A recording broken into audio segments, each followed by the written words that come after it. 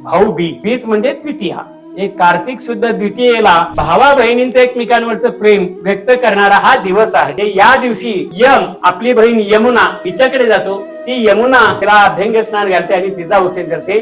तो यम ज्या वेळेला यमुनेकडे जातो त्याच वेळेला मग आपणही भावा बहिणींनी त्या दिवशी बहीण काय करते, जी लग्न झालेली असेल ते आपल्या भावाला बोलवते, त्याला चांगलं तेल चोळून अभ्यंग स्नान घालते, त्याचा औक्षण करते आणि मग भाऊ त्या बहिणीला भेट देतो. अतिशय उत्कट, निरागस आणि उच्च प्रतीचं प्रेम हे भावाचं बहिणीवरती आणि बहिणीचं भावावरती असतं. म्हणून सांगतात की बहीण ही दुसरी आईच असते, कारण आईची माया, आईची ममता, आईचं वात्सल्य हे ती आपल्या भावावरती वर्षावत असते आणि त्या भावाला हा मायेचा, सुखाचा ओलावा देत असते.